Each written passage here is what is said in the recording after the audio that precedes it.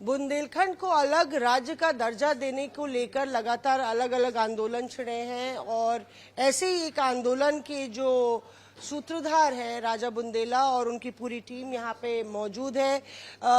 एक किताब का भी यहाँ पे विमोचन हुआ है जिसका नाम है बुंदेलखंड पलायन की पीड़ा, पृथक राज्य का बीड़ा।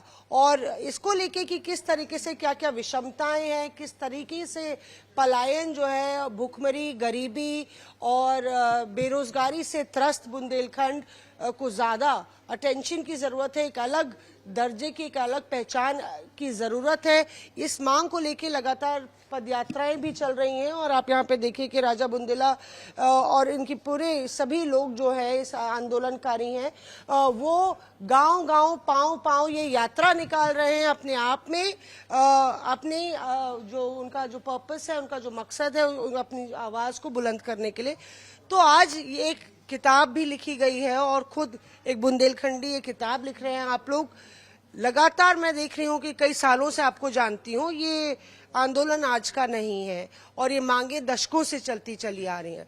अब कहाँ आपको लगता है कि अब ये चौथे चरण में आपकी पदयात्रा पहुंच रही है राजा बुंदेला साहब, तो कहाँ लगता है आपको कि आगे कहाँ तक जाएगी और क्या लक्ष्य है? अब ये तो नहीं मैं कह सकता हूँ कि कहाँ तक जाएगी, लेकिन हमारा तो संघर्ष जारी रहेगा। हम विद्रोह नहीं कर रहे हैं, हम विरोध कर रहे हैं। हम उस राज्य की मांग कर रहे हैं जो अंग्रेजों के समय में था, मुगलों के समय में था, और ना जाने कब वो बुंदेलखंड उत्तर प्रदेश और मध्य प्रदेश में कन्वर्ट हो गया। तो हमारी मांग ये है कि 403 विधायकों में बुंदेलखंड के, उत्तर प्रदेश के 19 विधायक हमें क्या लेके आएंगे और जो भी योजनाएं हुई हैं धरातल पे, मैं आपको बता रहा हूँ, डिफेंस कॉरिडोर जनता को कहीं कोई सीधा कोई लाभ नहीं है और ना लाभ आगे कभी होगा। आपका जो एक्सप्रेस वे बुंदेलखंड है उस पर भी टोल टैक्स 600 रुपये से ज्यादा पड़ता है। तो ऐसी जो सरकार की योजनाएं हैं वो जनहित में नहीं होंगी आगे भविष्य में, लेकिन इस समय नहीं है। इस समय 67% पलायन है। इसीलिए माननीय राकेश जी ने किताब भी लिखी, पलायन। वहां का नौजवान पढ़ लिख के BA MA होके घर जमीन जायदाद बिकवा के यहाँ के नौकरी करता है। तो इस पलायन को रोकने के लिए, हमारा खनिज जो हम यहाँ दे रहे हैं उसको रोकने के लिए, बिजली रोकने के लिए, 4 जगह हम बिजली बनाते हैं, हमारी बिजली दूसरे शहरों में, 7 जगह हमारी नदियों में पानी है लेकिन हमारे यहाँ कहा जाता है सूखा है। ये जितने भी मैन मेड जो प्रॉब्लम्स हैं उनको समाप्त करने के लिए केवल एक ही तरीका है, वो हमारा राज्य, स्वराज। और उसी राज्य की लड़ाई हम लड़ रहे हैं और दिल्ली में आज प्रेस होने का मकसद ही यही था कि आपके मार्फत, आप सब लोगों के मार्फत सरकार तक हम ये बात पहुंचाए। लास्ट, इस राज्य से हमें इसलिए उम्मीद है कि इस सरकार ने 3 राज्य बनाए हैं और इसीलिए हम इस सरकार से कह रहे हैं कि आपके मैनिफेस्टो में, मैं खुद BJP का सदस्य हूँ, मुझे पता है कि इनके मैनिफेस्टो में है 3 राज्य, विदर्भा, पूर्वांचल और बुंदेलखंड। तो अब ये सही समय है 27 करोड़ की आबादी वाले प्रदेश को बांट के छोटा परिवार, सुखी परिवार वाली स्थिति में ले आए। देखिए, यहाँ दिल्ली तक आते आते कहीं ना कहीं बुंदेलखंड की आवाज विलुप्त हो जाती है। कई बार हम भी बुंदेलखंड गए हैं और जिस तरीके से गरीबी, भूखमरी और जो समस्याएं हैं, चाहे वो सूखा हो, एक तरीके से, और महिलाओं के लिए भी बहुत ज्यादा जिस तरह से भ्रूण हत्या से लेकर तमाम मामले हैं, आपको लगता है कि एक अलग राज्य का दर्जा जब मिलेगा तो ज्यादा इन सब मुद्दों का हल निकल पाएगा? सबसे पहले तो मैं एक चीज स्पष्ट करूं कि हम अलग राज्य का जो दर्जा मांग रहे हैं उससे हम भारत को कमजोर नहीं कर रहे, उससे हम भारत को सशक्त बना रहे हैं। क्योंकि जब हम जानते हैं कि हमारे यहाँ पे जब पुनर्गठन हुआ था जिलों का, वो इसीलिए बनाए गए थे ताकि हर क्षेत्र का संतुलित और समान रूप से विकास हो सके। तो ये हम विकास की ही बात कर रहे हैं कि एक समान रूप से, क्योंकि बुंदेलखंड हमने उसको, ये तो इतिहास में हम सब जानते हैं बुंदेलखंड अस्तित्व रखता है अपना, बाद में इसको उत्तर प्रदेश और मध्य प्रदेश में डिवाइड किया। उससे जो उसकी जटिलताएं हैं ना, वो आसान नहीं हुई, वो और जटिल होता गया, उनकी जो प्रॉब्लम्स थी। तो मुझे लगता है कि जब बुंदेलखंड एक वो हो जाएगा तो हम उसके हिसाब से उनकी प्रॉब्लम्स को सॉल्व कर सकते हैं। जैसा कि राजा साहब ने कहा है, बुंदेलखंड, मैंने गजट चेक कर रहा था, मैं भारतीय नौसेना से रिटायर्ड हूं और मैं काफी सक्रियता से बुंदेलखंड को देख रहा हूं। तो 12 मार्च 1947 को जब हमारे देश में राज्य बने थे 28 राज्य, तो बुंदेलखंड उसमें एक पार्ट था। लेकिन फिर पुनर्गठन आयोग 1956 में हुआ 1 मई को, तो उस फिर 14 राज्य बना दिए गए, जिसमें बुंदेलखंड गायब हो गया, डिवाइड कर दिया गया मध्य प्रदेश और उत्तर प्रदेश में। आज फिर से 28 राज्य बन गए, लेकिन बुंदेलखंड नहीं दिखाई देता है। तो ये पलायन की जो पीड़ा है वो बड़ी विषम होती है। हमने कुछ लाइनें लिखी हैं, समय मिलेगा तो बताएंगे। पलायन की पीड़ा मैं ये कहना चाहता हूँ, बुंदेली माटी सशक्ति रोज कहती है, पलायन की पीड़ा बड़ी कष्टदायी होती है। सूखे खेतों में पसीना सूख जाता है, जल जमीन जंगल का नाता टूट जाता है, सूखा आंगन देख करके धरती माँ रोती है। पलायन की पीड़ा बड़ी कष्टदायी होती है। देश का पलायन 11% है, देश का पलायन 11% होता है। बुंदेलखंड का 39 मीन्स 40% पर रोता है। मजबूरी मजदूरी अपने सिर पर ढोती है। पलायन की पीड़ा बड़ी कठिन होती है। अंतिम है, स्वतंत्रता के समय बुंदेलखंड राज्य जब बना था, नौगांव को राजधानी का मौका मिला था। आज 56 में 1956 की निर्णय की जो पीड़ा होती है, पलायन की पीड़ा बड़ी कष्टदायी होती है। बुंदेली माटी सशक्ति रोज कहती है, पलायन की पीड़ा बड़ी कष्टदायी होती है। जाहिर तौर पे पलायन की पीड़ा को ही जिस तरह से ये बता रहे थे, इस किताब में लेखांकित किया है। आप देखिए, राकेश कुमार अग्रवाल साहब हमारे साथ हैं और लगातार जिस तरीके से बुंदेलखंड की बात होती है तो हमेशा प्रगति की बात नहीं होती है, जो मुख्य धारा से बिल्कुल विलुप्त है और परे है। बुंदेलखंड में वो सभी संभावनाएं मौजूद हैं जिसके लिए बुंदेलखंड जाना जाता रहा है। हम इतिहास की बात करें, कला की बात करें, संस्कृति की बात करें, साहित्य की बात करें, खेलकूद की बात करें, बुंदेलखंड हमेशा से सरमौर रहा है। लेकिन दुर्भाग्य ये है कि बीते 75 सालों में बुंदेलखंड के साथ जो दोगला व्यवहार हुआ है, दोयम दर्जे का जो व्यवहार हुआ है, बुंदेलखंड उस पीड़ा से जूझ रहा है और उससे उसे उबारने की जरूरत है। माननीय प्रधानमंत्री जी, इसके पहले अटल बिहारी वाजपेयी जी ने 3 राज्यों का निर्माण किया और अब बारी है हमारे माननीय प्रधानमंत्री नरेंद्र मोदी जी से कि वो कम से कम 9 साल उनको हो गए हैं और हम चाहते हैं कि कम से कम इस सत्र में बुंदेलखंड राज्य की वो घोषणा करें, क्योंकि अब वक्त भी है।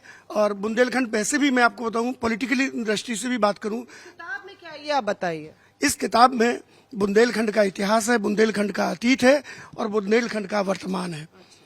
जिस तरह से बुंदेलखंड से पलायन हो रहा है, बुंदेलखंड से जवानी गायब हो गई है, केवल बूढ़े बुजुर्ग लाचार माता पिता वहां रह गए हैं, बाकी काम की तलाश में, रोजी रोजगार की तलाश में बुंदेलखंड से कूच कर गए हैं। आइए बात करते हैं, यहाँ पे और भी लोग हैं जो आप मुख्य प्रवक्ता भी हैं।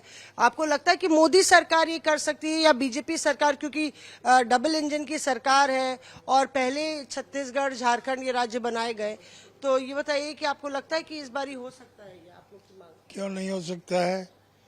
हम लोग जब राजा बुंदेला जी और शंकर लाल मेहरोत्रा आज बेचारा नहीं है, तो मैं यहाँ रहता था 214 बीपी हाउस में, छोटे राज बनाओ समिति वहाँ काम करती और सारे स्टेट वहीं से बना है। केसीआर भी आते थे। ये तो राजा जी हमारे साथ हमेशा रहे।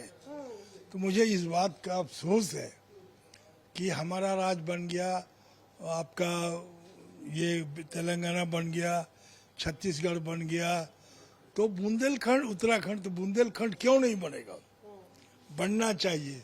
देखिए, समय की मांग है, पुकार है और बुंदेलखंड राज्य जो है सरकार को प्रेम से दे देना चाहिए।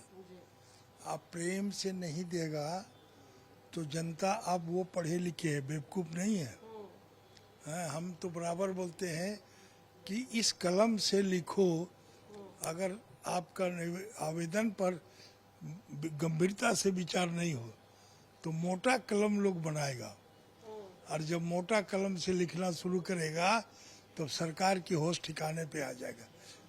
मैं तो और भी बात बोलना चाहता हूँ। हमको तो राजा साहब ने ये आंदोलन का कोच डिक्लेयर किया है, तो मैं कोच के कैसे खिलाड़ी कैसे अच्छा खेलेगा उसके लिए मैं आया हूँ, और मैं उन लोगों को वैसा कोच दे दूंगा जो आगे चल के सरकार परेशान हो जाएगी।